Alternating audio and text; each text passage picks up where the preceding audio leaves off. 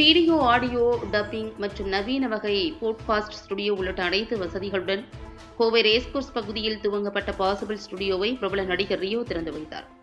தமிழகத்தில் சென்னைக்கு அடுத்தபடியாக வேகமாக வளர்ந்து வரும் நகரங்களில் கோவை முக்கிய இடத்தை பிடித்து வருகிறது. முன்னணி ஐடி மற்றும் கார்ப்பரேட் நிறுவனங்கள் கோவையில் துவங்கப்பட்டு வரும் நிலையில் தற்போது திரைப்படம் மற்றும் அது தொடர்பான ஊடக தொழில்நுட்ப ஸ்டுடியோக்களும் புதிதாக துவங்கப்பட்டு வருகின்றன.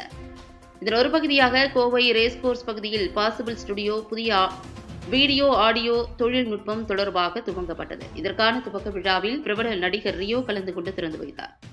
திரைப்படம், சின்ன திரை போன்றவற்றை தாண்டி தற்போது அதிகரித்து வரும் யூடியூப் போன்ற சமூக வலைதளங்களில் தங்களை பிரபலப்படுத்த நினைப்பவர்களுக்கும் அதே நேரத்தில் தேர்ந்த நுட்பமான தொழில்நுட்பத்தில் தங்களது வீடியோ மற்றும் ஆடியோக்களை டப்பிங், எடிட்டிங் செய்து முழு வீடியோவாக தயாரித்து வழங்கும் வகையில் இந்த ஸ்டுடியோவில் வசதிகள் இருப்பதாக இதன் நிர்வாக இயக்குநர் சரிகா கிருஷ்ணமூர்த்தி மற்றும் ஸ்டுடியோவின் தொழில்நுட்ப இயக்குநர் பிரபு மணிகண்டன் ஆகியோர் தெரிவித்தனர்.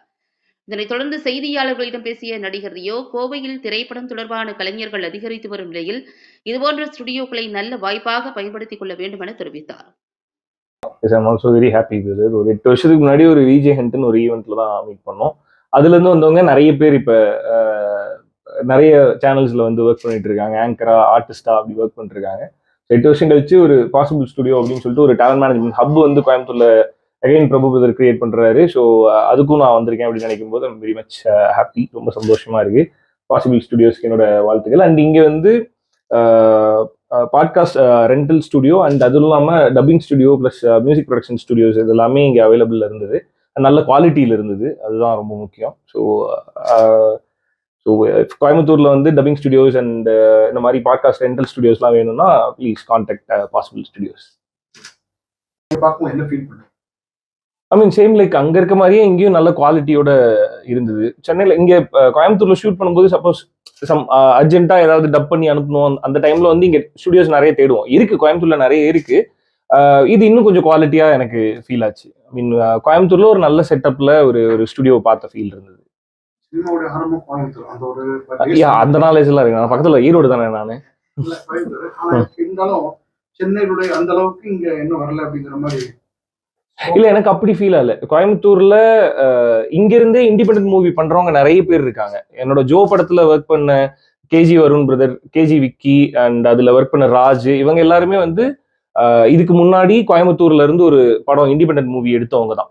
ஸோ அங்கிருந்து அவங்க ரிசர்ச் பண்ணி திரும்ப ஒரு ஃபுல் ஃபிளெஜ்ஜா ஒரு படம் எடுக்கணும்னா எல்லாருமே சென்னையில இருக்காங்கும் போது அவங்க சென்னைக்கு வந்து அந்த படம் எடுக்க வேண்டியதா இருந்தது.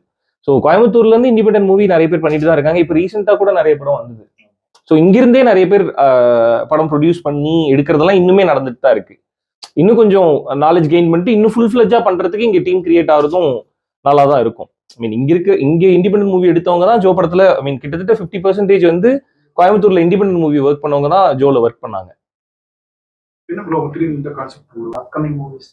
நெக்ஸ்ட் என்னோட ரிலீஸ் வந்து ஸ்வீட் ஆர்ட், யுவன் சங்கர் ராஜா சாரோட ப்ரொடக்ஷன்ல அவரோட மியூசிக்ல ரிலீஸ் ஆக போகுது. அது சீக்கிரமே ஐ மீன் அடுத்த ரிலீஸ் அதுதான் ஸ்வீட் ஆர்ட் தான் ஆக போகுது. அது ரொம்ப நல்லா வந்திருக்கு. சாரோட மியூசிக்கும் ரொம்ப ரொம்ப நல்லா வந்திருக்கு. ஸோ அதுதான் அடுத்த ரிலீஸ்.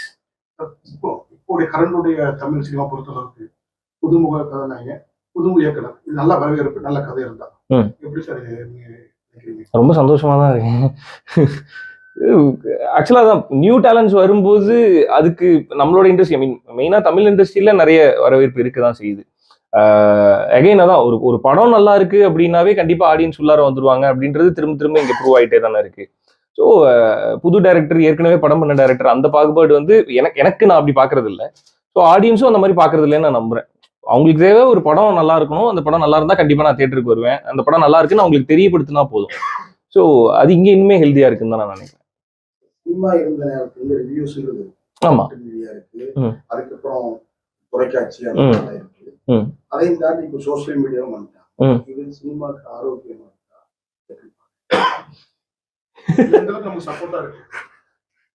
இல்ல, ரிவ்யூஸ்ன்றது முதல்ல இருந்தே இருக்கு. பத்திரிகையில எழுத்துல ஆரம்பிச்சு இப்ப இருக்க இந்த சோசியல் மீடியா வரையுமே அது ரிவ்யூவோட எவாலுவேஷனா தான் பாக்குறேன்.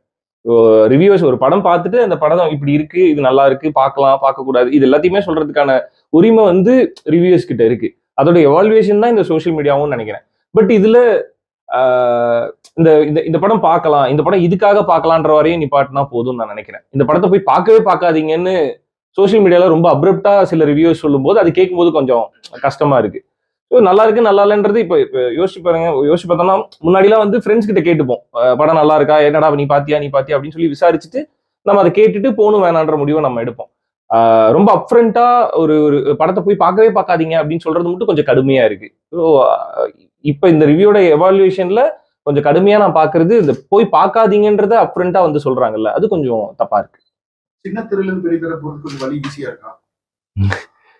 எந்த டிராவலுமே ஈஸியான டிராவல் கிடையாது இல்லை. ஸோ ஆப்வியஸா அது கொஞ்சம் டஃபா தான் இருக்கும். எனக்கு அது ஈஸியா தான் இருந்தது. எனக்கு ஈஸியா இருந்தது காரணம் சிவகார்த்திகேயன் நான் என்னோட ஃபர்ஸ்ட் படம் ப்ரொடியூஸ் பண்ணது. ஸோ அதுக்கு முன்னாடி டெலிவிஷன்ல நிறைய ஸ்ட்ரகிள்ஸ் இருந்தது. அது எல்லாமே அந்த பார்ட் ஆஃப் த ப்ராசஸ் தான்.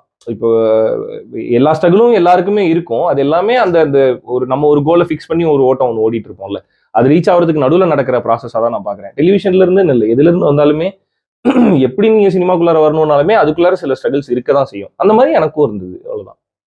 நீங்க கெரியர் ஸ்டார்ட் பண்ணது அந்த மியூசிக் சேனல்ல இருந்து கொஞ்சம் ஆமா. அவுட்புட் கொடுத்துச்சு. இப்போ வந்து அந்த மியூசிக் சேனல்ஸோட ஆங்கரிங்ன்றதே கம்மி ஆயிடுச்சு. நம்ம ஆன்லைன் பேஸ்டா வந்தது. ஸோ அது கரியர் இல்லாம இருக்கு. விஜேஸ் இல்லாம இருக்கு. அப்படி இல்லை, இன்னுமே ஆங்கர்ஸ் இருக்காங்க, விஜேஸ் இருக்காங்க, வேற வேற மீடியம்ல இருக்காங்க. அவ்வளவுதான். இனிமே டெலிவிஷன் சேனல்ல ஆங்கர்ஸ் இருந்துட்டு தானே இருக்காங்க. ஏன் அப்படி சொல்றீங்க? அதெல்லாம் இருக்குதான் செய்யுது. அதுக்கு மியூசிக் கொஞ்சம் ஃபோக்கஸ் பண்ணாங்க. நீங்க அவுட்புட் அந்த டைம்ல இப்போ அந்த இவாலுவேஷன் இல்லல சார். அப்படி அப்படி அப்படி கம்ப்ளீட்டா இன்னும் முடியல. இன்னுமே டெலிவிஷன்ல எடுக்கிற ஷோஸ் வந்து நீங்க ஆன்லைன்லயும் அவைலபிள்ல இருக்கு. மக்களோட சாய்ஸஸ் மாற ஆரம்பிச்சிருச்சு. அவ்வளவுதான். இப்போ என்னன்னா முன்னாடி வந்து பாட்டு கேட்கணும்னா நம்ம டிவி ஆன் பண்ணி ஒரு பாட்டுக்கு நம்ம வெயிட் பண்ணிட்டு இருப்போம். இந்த பாட்டு இந்த டைம்ல வரும் அப்படின்னு. பெப்சி உங்கள் சாய்ஸ் எடுத்தீங்கனாலுமே எல்லா பாட்டும் முடிஞ்சு பெப்சி உங்கள் சாய்ஸ் பாடல் அப்படின்னு சொல்லிட்டு கடைசியில் ஒரு பாட்டு வரும். அதுக்கு வெயிட் பண்ணிட்டு இருந்தோம். இப்போ அந்த வெயிட்டிங் பீரியட் தான் மாறி இருக்கே தவிர ஹோஸ்டோ இல்லை டெலிவிஷன் ஷோஸோ எதுவும் பெருசா மாறின மாதிரி இல்லை. இன்னுமே டெலிவிஷன் ஷோஸ்ல ஹோஸ்ட் இருந்துட்டு தான் இருக்காங்க, கேட்கிற பாட்டு போட்டுட்டு தான் இருக்காங்க.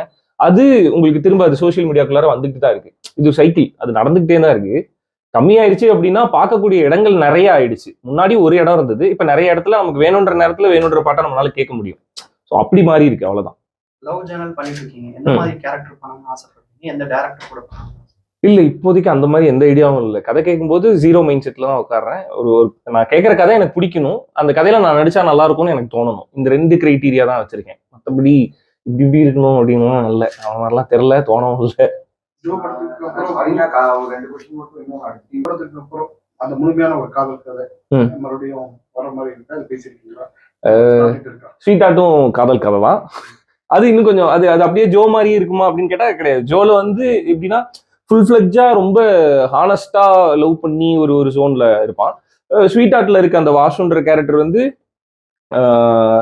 இந்த கமிட்மெண்ட்டுக்கு ஒரு பயம் இருக்கும்ல. இப்ப திடீர்னு வந்து ஐ லவ் யூன்னு சொன்னோடனே பக்குன்னு இருக்கும் நமக்கு. ஐயோ லவ் யூ, அப்ப கல்யாணம் பண்ணி போறோமா, ஐயோ போச்சே அப்படின்னு ஒரு பயம் வரும்ல. ஸோ அதுவும் இல்லாம ரொம்ப ஹானஸ்டான லவ் இல்லாம அதுக்கு நடுவுல இருக்க அந்த கமிட்மெண்ட் இஷ்யூல இருக்க ஒரு பையனா இருப்பேன். இதுவும் லவ் ஸ்டோரி தான், பட் இது கொஞ்சம் கம்ப்ளீட்டா வேற மாதிரியான ஒரு ட்ரீட்மெண்ட்ல இருக்க படமா இருக்கும். ஓகேங்க.